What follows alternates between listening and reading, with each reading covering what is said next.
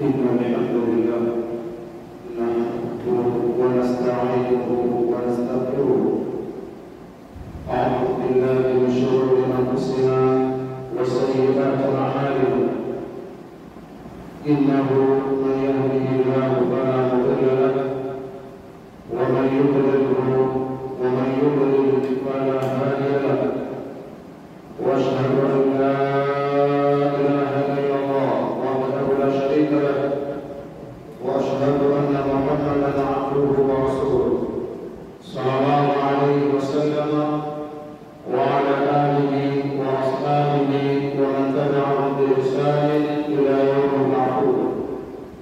أما بعد، سبحانك لا علم لنا إلا ما علمتنا إنك أنت العليم الحكيم. رب اشرح لي صدري ويسر لي أمري واحلل عقدة من لساني يفقه قولي. أحبائي الكرام، أوصيكم ونفسي بتقوى الله. Ndugu yangu Muislamu, nakuhusia nami nahusia nafsi yangu kumcha Allah tabaraka wa taala. Wa hadhihi wasiyatullah, na huo ni wasia wa Mwenyezi Mungu lilawwalina wal akhirin, kwa wale wa kwanza katika umma zilizotangulia na kwa sisi ambao leo tuko duniani. Mwenyezi Mungu anakuhusia kwamba tumche وَيُكَبِّرُ فَإِنَّ لِلَّهِ مَا فِي السَّمَاوَاتِ وَمَا فِي الْأَرْضِ. Na kama watu watakataa kumcha Allah tabaraka wa taala, basi Mwenyezi Mungu anapo viumbe duniani na anapo viumbe kule mbinguni ambao wanatekeleza taa kwa Allah tabaraka wa taala. Wa amma wasiyatu taqwa a'maluna, wasia huu ya kwamba sisi tumche Allah ni matendo yetu. Allah subhanahu wa ta'ala anakusia thumma yuwaffina iyyaha, kisha Mwenyezi Mungu akatulipe malipo ya matendo hayo au tulimkuu. Kama vile alivyosema Allah, la yanala Allah al-yawma wala yamalu, kwenye swala zima la kuchinja hili katika vichinjo za udhiya, Mwenyezi Mungu hapati nyama wala hapati damu, walakin yanaluhu taqwa minkum, lakini anachopata Mwenyezi Mungu anachotaka kwenu ni kudhibitisha uchaji Mungu, kwa maana amri ya Allah tutatekeleza. Kwa hiyo inapokuja amri ya Mwenyezi Mungu anakuhusia tumche yeye, sio kwamba Mwenyezi Mungu ana faida yoyote anapata kutoka kwetu kwenye ibada na utendo, bali Mwenyezi Mungu anachotaka ni kwa waja wake wadhibitishe uchaji Mungu wao Allah Ta'ala, ya kwamba wao ni viumbe wa kumeumbwa na vimewekewa sheria vitekeleze. Kwa Uislamu, maudhui yetu leo ikiwa ni Ijumaa ya tatu baada ya mwezi wa Ramadhani. Hii ni Ijumaa ya tatu ndani ya mwezi wa Shawwal baada ya mwezi wa Ramadhani. Nataka kuzungumzia ahamiyatul amri bil ma'ruf, umuhimu wa watu kusimama na ibada kubwa ya kuamrisha yaliyokuwa mema, wanahyi 'anil munkar, na umuhimu wa watu kushikilia ibada nzito ya kukatazana yaliyokuwa maovu. Kwa nini napenda kuchukua hotuba hii au maudhui hii katika wiki ya tatu baada ya Ramadhani? Kwa sababu raaina al-ujab katika matembezi ya kidawa tumekwenda kuiona miujiza au maajabu. Wiki iliyotangulia tumekuwa na kongamano la siku tatu, moja kati ya sehemu za pale kaunti. Lakini kongamano hili lilikuwa limekusudiwa liwe ndani ya msikiti kwa siku tatu. Kutokana na matatizo ya umma, kongamano hili ikabidi liwe sehemu nje ya msikiti. kwa sababu misikiti huko inaaguliwa. Tunaposema inaaguliwa, maana tunapata bigo za sheria. Misikiti inafanywa tabia zaidi za kisheria, yaani misikiti inaitwa tabibu au tengeneze msikiti ili watu waswali kwa wingi. Ipo misikiti namna hiyo. Ama msikiti umeharibiwa na washirikina, umefanyiwa matendo mbalimbali mpaka msikiti ule hauswaliki, imamu atakayelekwa hawezi, kila imamu atakayelekwa hawezi. Sasa anaitwa mshirikina aje autibu msikiti ule. Hii ndio kadhia kwa maana. Ndio sababu nikasema leo hebu tuzungumzie swala zima la qiyami bil amri bil ma'ruf, la Waislamu wasimame katika swala zima la kuamrishana mema wa nahyi 'anil munkar, na jambo zima la watu kudhalimu masala ya munkarat. Sasa ikiwa jamii hii imefikia hapa, nyumba za Allah tabaraka wa taala kufanya majambo ya kushirikina, wao wenyewe na sio mbali, ni sehemu kwa kwamba hata kilomita 100 hazifiki kutoka hapa na hapa. Sasa tatizo ni kwa kina nani? Mwenyezi Mungu Subhanahu wa Ta'ala anatuita sisi ndani ya Qur'ani, Al-Imran aya 104, anatuambia Mwenyezi Mungu, walatakun minkum ummatun yad'una ila al-khayr, na wasimame kati yenu, wapatikane kati yenu watu kidogo ndani ya watu wengi ambao watasimama kuwaita watu kwenye kheri. Sasa hawa watu watakaosimama kuwaita wenzao kwenye kheri, aina swali, je, wako wapi? Lianna, kwa sababu ar-Rasul mtume wetu Muhammad alayhi salatu wasalam asema, ya'ti ala unas zamanun, zitafika zama kwa watu, sio kwa majini, kwa watu, hemma tuahadihim afwajuhum wa auladuhum, zitakuja nyakati na saba zangu, kuna watu za magizo itakuwa hamu yao, mbio zao ni kuhakikisha wake zao wamekaa vizuri na kuhakikisha watoto wao wamekaa vizuri. Yaani kila mmoja kiamka asubuhi program zake ni maisha yake na wake zake na watoto wake, basi jambo la Mungu alikaida mtu mwenyewe.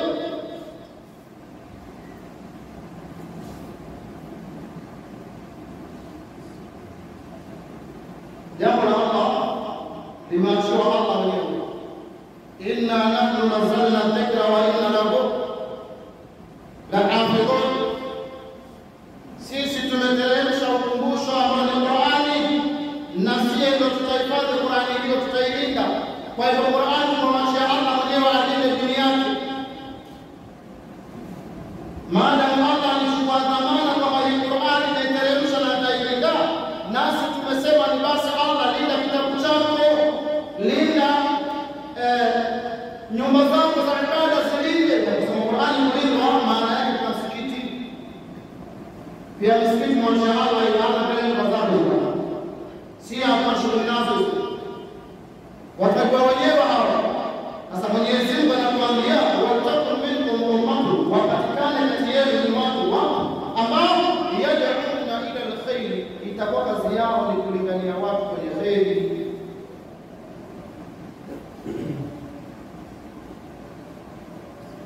Wayamuruna bil ma'ruf, kwanza hapa tunaangalia Mwenyezi Mungu anasema patikane watu ambao watawaita watu kwenye kheri. Wayamuruna bil ma'ruf, jambo lingine, na waamrishe watu mambo mema. Kwa hivyo kuna kheri na kuna mambo mema. Muislamu kheri ni ipi na mambo mema ni yapi? Wayanhauna 'anil munkar, na kisha wasimamie kazi ya tatu, wakataza watu mambo ya munkarati, machafu na maovu. Wa ulaika humul muflihuna, na hawa watakofanya kazi hiyo, hawa ndio wamefaulu, wanapata ithibati ya Allah tabaraka wa taala. Wale watakaosimama kuwaita watu kwenye kheri, watakaosimama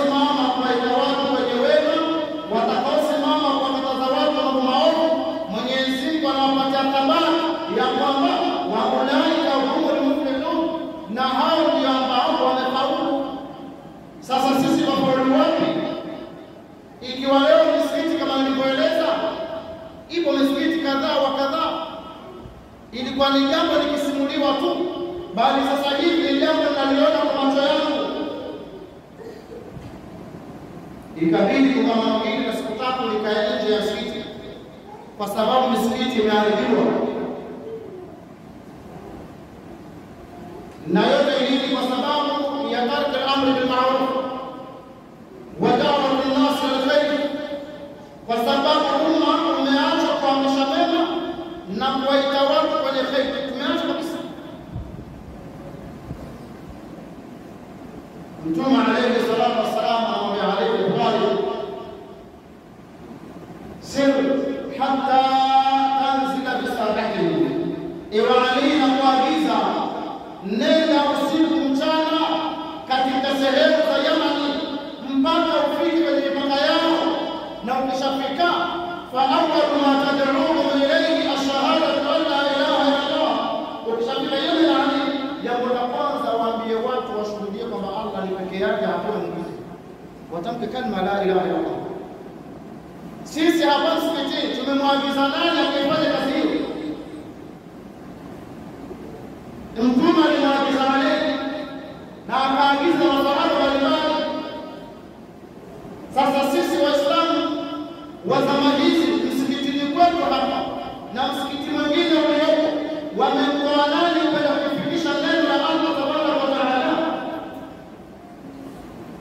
Nani siye katika misikiti yetu kutolewa? Sio anatoka mwenyewe, anaagizwa. Jambo la kwanza, Ali ukifika waite watu kwenye la ilaha illa Allah, fa in ajabuka, wakikuitikia waambie sasa wana haki ya wao wapone sala. Wakiitikia waambie wana haki kwamba tuchukue mali zao, wale matajiri wao tukusanye walichokuwa nacho tuwapatie mafukara wao. Wakiitikia sasa, hapo imekuwa na ulinzi mali yao na damu yao, ila bihaqi al-Islam, isipokuwa haki ya Uislamu. Sasa sisi ambao leo tunasali Maka nenda Maka rudi na tunatosheka na sala zetu hizi, basi jamaa zetu wanamshirikisha Allah mpaka ndani ya nyumba za Allah tabaraka wa taala, na walimu walioko kule ni wale jamaa zetu ambao wanafahamu akida yao ni batila, hawana akida sahihi. Kwa hiyo na yeye anasema msikiti hauna wasiwasi, nina uwezo. Anaweza kwa nini? Hata yeye ameegemea kubao kwa ushirikina.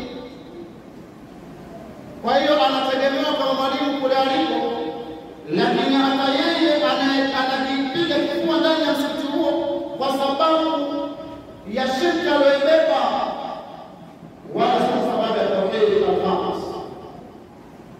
Sasa masaibu kama haya, Waislamu, umuhimu wa watu kuamrisha mema, na jambo hili linatakiwa kwamba kila Muislamu alitazame kwa kina. Waltakun minkum ummatun, na wapatikaniwe kati yenu watu ambao yad'una ila al-khairi, wataita watu kwenye khairi. Abu Ja'far anasema qala Rasulullah sallallahu alaihi wasallam, alisoma Mtume wa Mwenyezi Mungu aya hii, waltakun minkum umma. Abu Ja'far anasema Mtume alisoma aya hii. Aliposoma aya hii akasema al-khairu, ama ile khairi inayotakiwa inakusudiwa kwenye aya hii, ittiba'i al-Qur'an, kwamba wapatikane watu ambao watawaita watu kwenye khairi ya kufuata Qur'ani, wakailize watu na kukumbusha watu kwamba sisi tunatakiwa kufuata Qur'ani. Qur'ani Mwenyezi Mungu akaita kwamba ni khairi ndani ya sura al-Baqara. Wa sunnati, na khairi nyingine amekusudia Allah ndani ya aya hii ni sunna zangu. Kwa hiyo wapatikanie watu ambao watakwenda kuwalingania watu ufuataji wa Qur'ani na kuwaita watu kwenye kufuata sunna ya Mtume alayhi salatu wasallam. Haya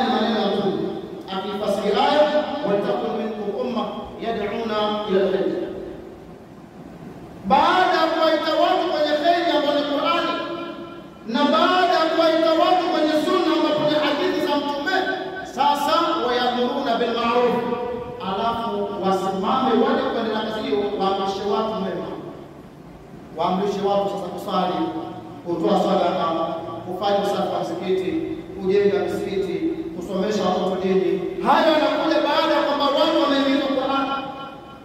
Haya yanakuja baada ya watu kuhimizwa sunna za Mtume alayhi salatu wasalam.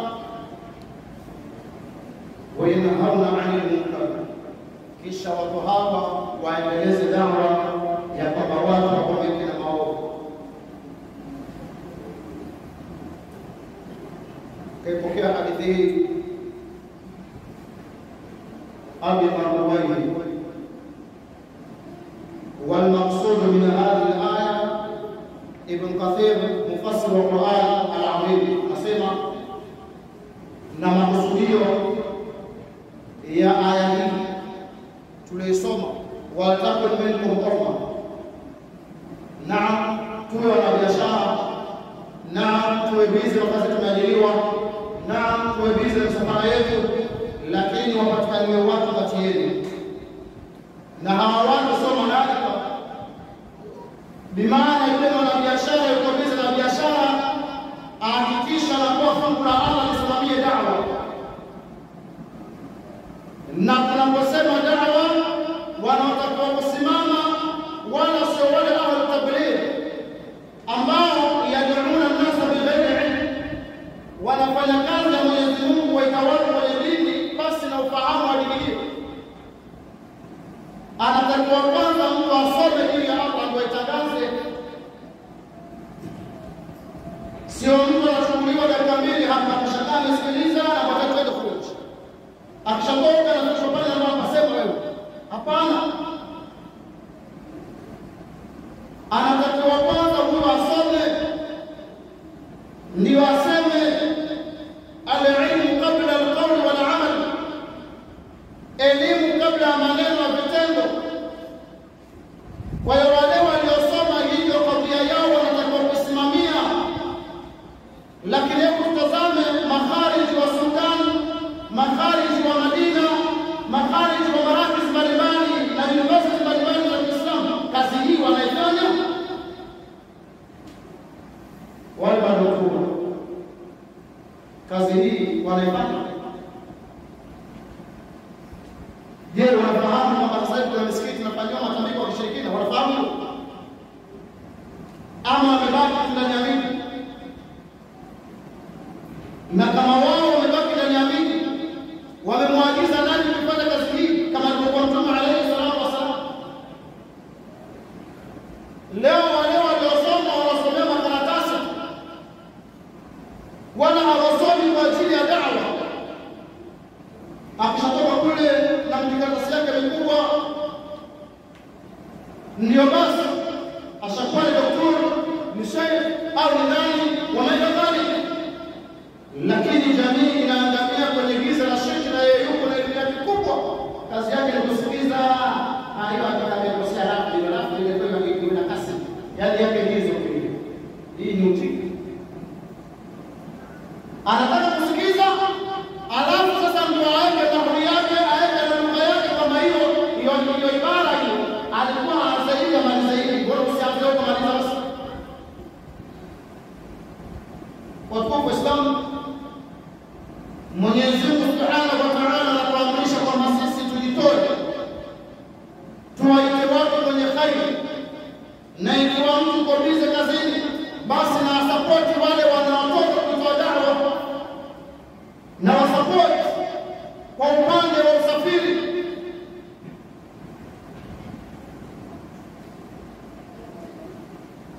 Leo mtu anatoka Dar es Salaam anakwenda huko Kongamano, anajipanga mwenye usafiri, anajipanga kila kitu, kila kitu.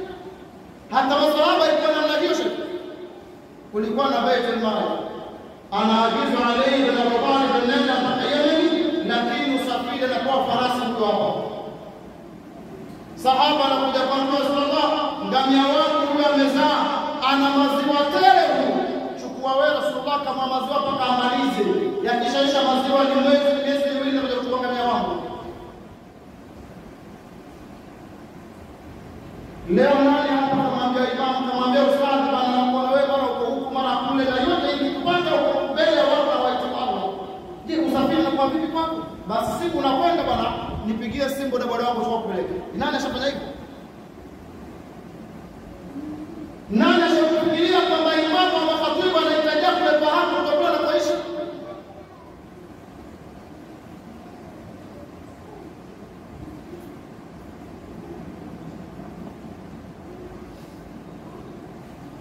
Lakini sahaba akamwambia aliyezaa kwa Mtume alayhi salatu wasallam, ya Rasulullah, huyu ngamia kamua huyu maziwa yake sio na kuleta kila asubuhi, anakaa hapa kwako maziwa yake mpaka umalizane nayo. Akishamaliza hatamu yake ya maziwa nitakuja kuchukua mnyama wangu.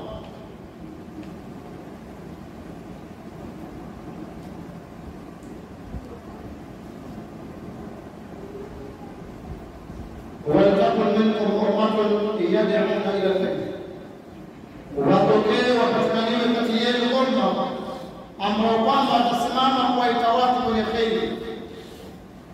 Kheri ni Qur'an na sunna za Mtume alayhi salatu wasallam.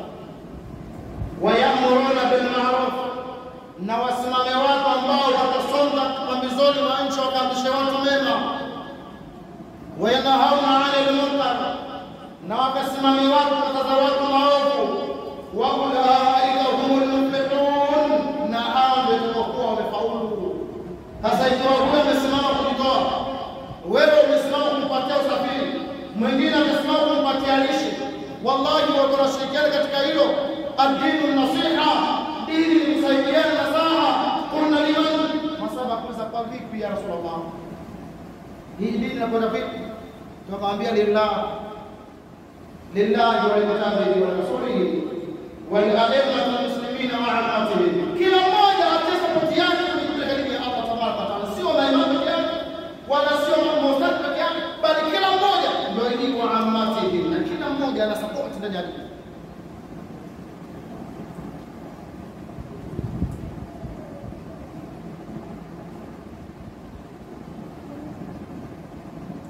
Kila mmoja anatakiwa kuwa na mchango ndani ya dini ya Allah tabaraka wa taala.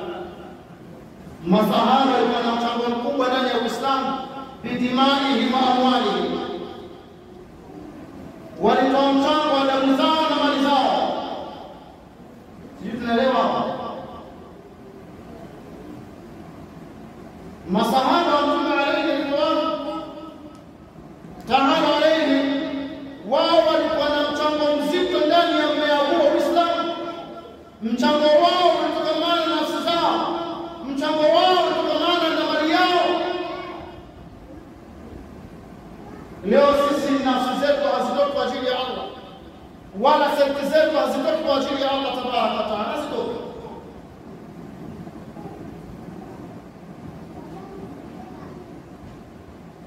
Sasa kusudio la aya hii, al-Imam Ibn Kathir anasema an takuna firqatun min hadhihi al-umma, inatakiwa ipatikaniwe pote katika umma huu, ipatikaniwe kundi katika umma huu. Sio wote watoke wakafanya da'wa, watoke watu waliobeba dini ya Mungu wakaisoma, watoke wao, wala sio da'wa bila ilmu.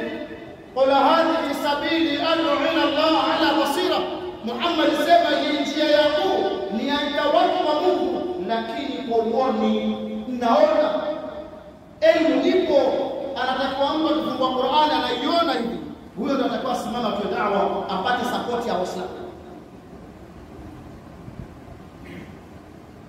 Ana wa nitabani, tena barabara hii inalinganiwa kwa elimu, mimi na atakayenifuata mimi.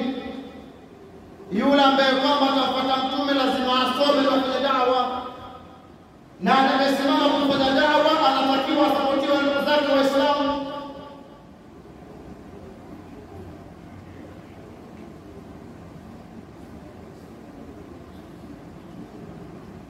Leo khatibu huyu siku zote cha karibu ni kidude, naenda kwa msikiti na jiwekea mwenyewe kila kitu, wala hakuna mtu anakubali kupata maustadhi wa kumweleza, hakuna. Kwa hiyo unafika kwa msikiti, wewe unatoa vitu vyako, unaunganisha kila kitu, unajiwekea mwenyewe na umaliza mwenyewe. Lakini Mtume wa Allah anashika mpaka viatu. Ile ilikuwa ina maagizo gani? gani kwa umma wa Kiislamu? Yaani ukae ufikirie kwamba itakuwa ni aya gani na gani yenye manufaa kwa leo na munasaba leo, kisha ukae ufikirie usafiri na utoa wapi, kisha ukae ufikirie familia yangu leo itapata ruzuku wapi.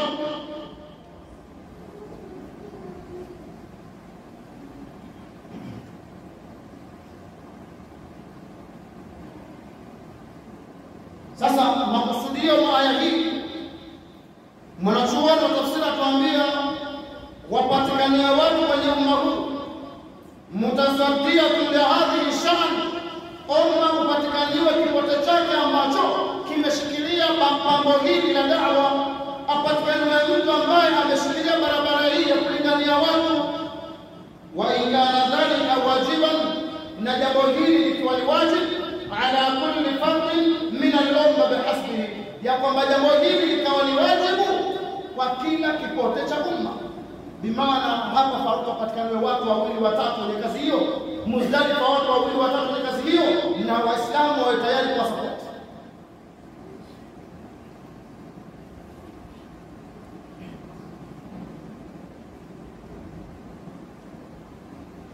Kama ilivyokuja hadithi ya Hudhaifa bin Yaman anna an-nabiy sallallahu alaihi wasallam, ya kwamba mtume alayhi salatu wasallam anasema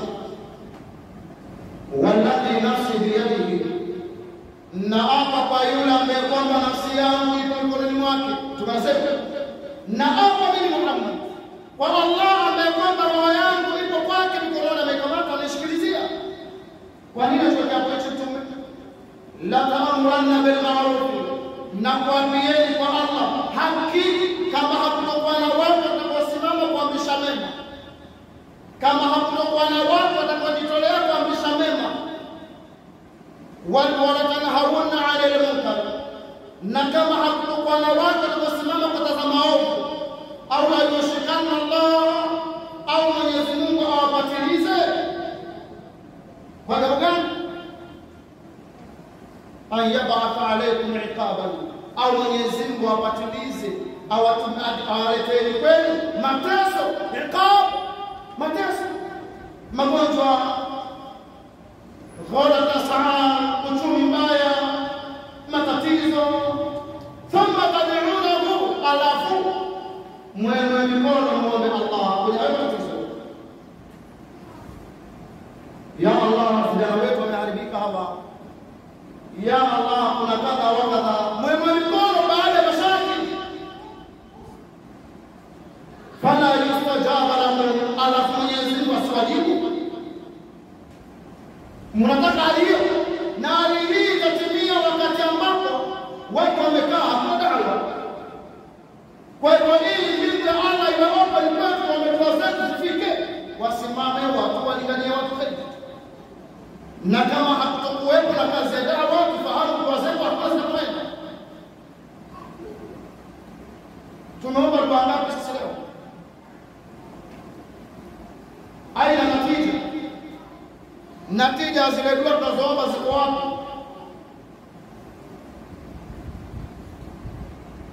Hapa mtume anatoa kiapo, wallahi naapa kwa Allah ambaye nafsi yangu iko mkononi mwake, la ta'muranna bil ma'ruf, wallahi hamtosimama kuamrisha mema kila mmoja kitizie, na hamtosimama kukataza maovu kila mmoja yuko bize, au Mwenyezi Mungu awapatilize kwa mateso kutoka kwake. Kisha muombe dua, kwa sababu sisi tukampa baraka kila mmoja dua, huyu kisomo, huyu dua, huyu tawassul, usidini, baraka tu mzima. Fala yustajaba lakum, kisha msijibiwe dua zenu. Unataka hivi?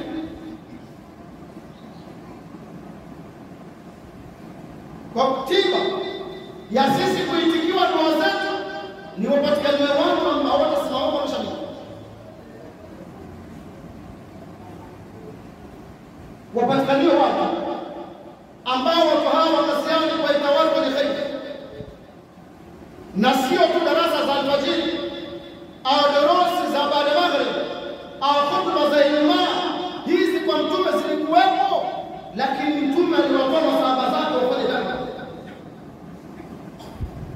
Ikiwa tumetosheka na khutba ya Ijumaa, tunakuja mwisho mwisho, tumetosheka na durusi za alfajiri ambazo tunasoroka, au tushatosheka madawa yetu ni darusi za maghrib. Hii sio dawa inayotakiwa. Dawa inayotakiwa ni watu watoke, na lau ingetosha hiyo mtume asingetoka. Hata mtume alikuwa na memba mtukufu sana, lakini haikumbakisha mtume ndani ya Madina memba hiyo asitoke kwa ajili ya Allah tabaraka wa taala. Kama ni durusi ilmiya, hata mtume alikuwa nazo kwa masahaba zake, tena kila hatua wakisoma na mtume. Lakini pamoja na darasa zote hizo, mtume akitoka kuita watu katika dini ya Allah tabaraka wa taala. Leo watu wanazifanyia tabia za kushirikina nyumba za Allah tabaraka wa taala, sisi tukatizia. Leo jamaa wanageuzwa kwa mashia hapa karibuni kwetu, wengi wapo, na sisi tu tumekaa.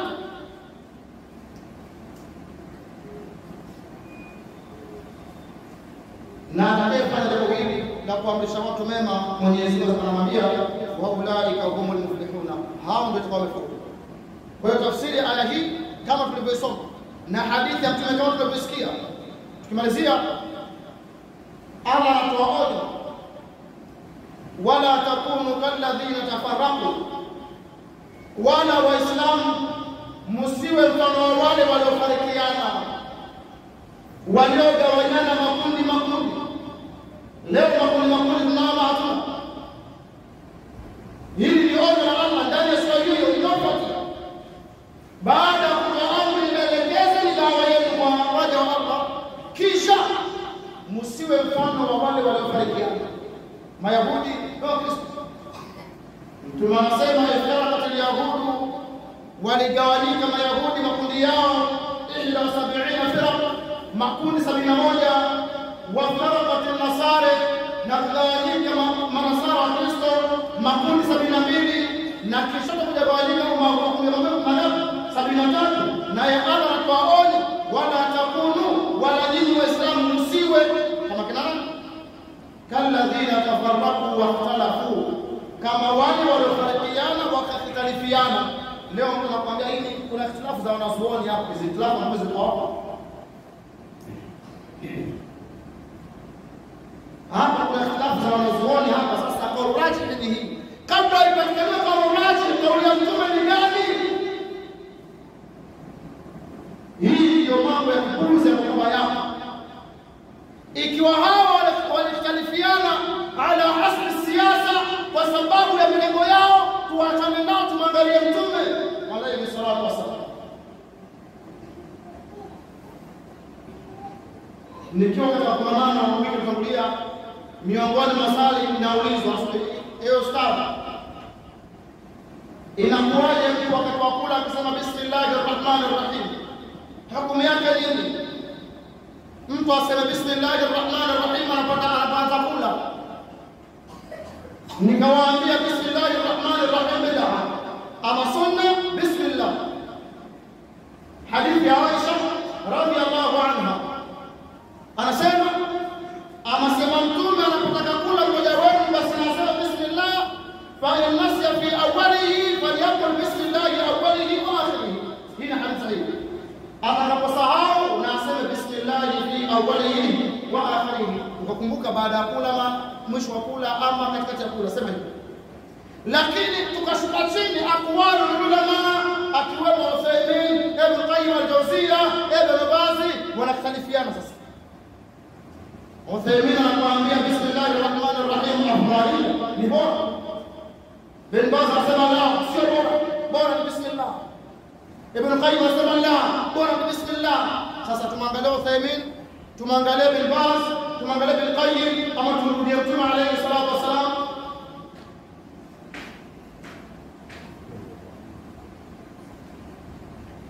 Kauli zote zinatajia, kisha nawauliza wao, tumwangalie mtume kwa hadithi ya Aisha, ama tumwangalie Uthaymeen bismillahir rahim ni bora, ama tuangalie Ibn Baz, ama tuangalie Ibn Qayyim?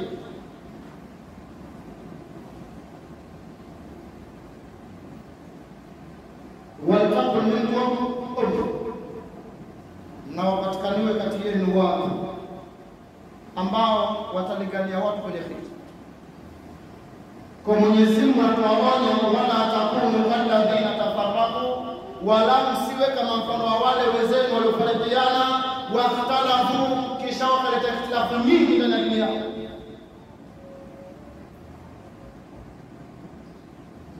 Min ba'di ma ja'ahumul bayyinat, baada ya kwamba uwazi wa dini uliwajia, baada ya kwamba hadithi imethibiti ni hadithi sahihi kaisema Mtume kwa Aisha, na hii ni aya ya Qur'ani, haina tena kusubiria Fauzan asemaliwa, haiwezi.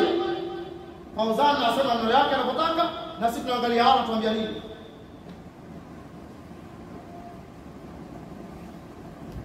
Kuna watu wakitojua Fauzan kama wametojua Mtume, wanaweza piga teka hadithi ya Mtume kwa sababu Fauzan amesema, wanaweza piga mateka hadithi ya Mtume kwa sababu Uthaymeen amesema, wanaweza kujadili hadithi ya Mtume kwa sababu Ibn Baz amesema.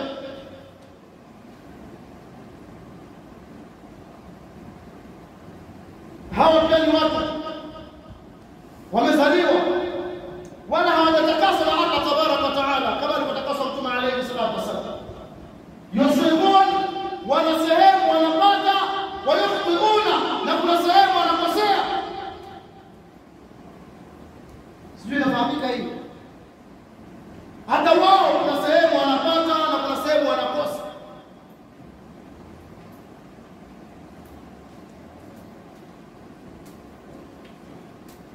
Wala msifarikiane, wala msitarifiane, baada ya kwamba bainati imekujieni, uwazi wa Qur'ani umeshafika, hadithi za Mtume zishafika, haina haja ya kutu hapo.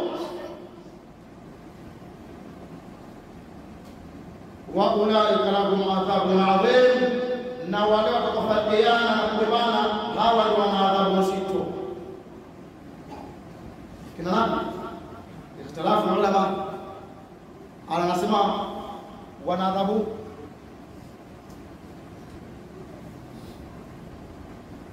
wamekhtalifiana wanachuoni, lakini Mtume hakhtalifiana masala zake. Tumwangalie Mtume kama ana ikhtilafu, tumwangalie Allah ambaye hakuna ikhtilafu. Hizi ni aya za Qur'an ambazo zinatuhimiza sisi kulingania watu kwa umma. وينهى تبارك وتعالى هذه الأمة. Nikimalizia tafsiri hii, Mwenyezi Mungu anakataza umma huu an yakuna kal-umam al-madhina, ya kwamba uwe kama wale waliotangulia, fi iftiraqi wa ikhtilafihim, katika mgawanyiko wao wa makundi na ikhtilafu zao, wa tarkihim al-amr bil ma'ruf wa nahy anil munkar, na kuacha kwao swala zima la kuamrisha mema na kukataza maovu, ma'a qiyam al-hujjati alayhi, pamoja kwamba hujja zimesimama kwa wao, dalili zimekuja wazi kwamba wanatakiwa wasimame kuifanya da'wa na wasapoti da'wa hiyo. Wallahu al-mu'in wal mushaffiq.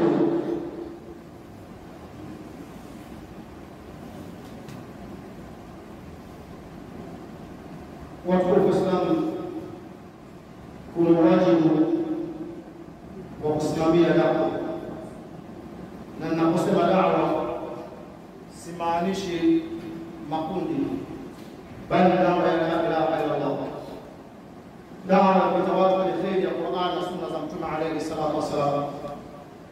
Da'wa ni kuita watu kwenye Qur'an kwa mujibu wa Qur'an na sunna, na kuita watu kwenye kufuata hadithi za Mtume alayhi salatu wasalam. Hii ndio da'wa anataka Allah tabaraka wa ta'ala. Ama makundi haya wallahi hayana faida mbele ya Allah tabaraka wa ta'ala. Na Qur'an imesema wazi, haijalishi wewe ni salafi wala haijalishi kama wewe ni ahlu sunna wal jamaa au utakuwa ni sufi.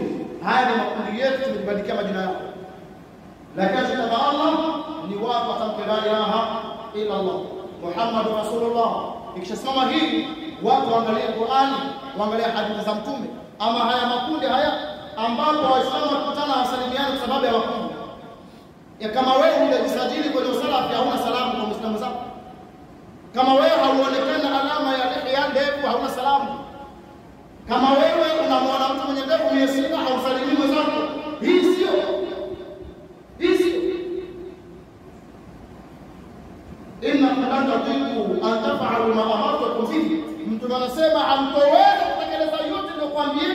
Hamwezi. Atakayeweza kuweka ndevu na aweke, atakayeweza kupunguza kazi na apunguze, na atakayeweza kufunga Jumatatu Alhamisi na afunge. Walakin fasadifu wa qaribu, akitaka mtume jaribuni kufanya usawa na mkurubie kwenye usawa. Sio kwamba sunna kwa nayo mimi hiyo hiyo kila mmoja awe nayo hiyo hiyo. Sio lazima kila mmoja afanye anachoweza ndani ya dini ya Allah Tabaraka wa Taala, ila zile ibada za lazima kama swala. Hizo zinakuja. Lakini leo Waislamu wamegawanyana makundi mpaka hiyo 73 imepita. Hiyo 73 ilisema mtume ishapita zamani.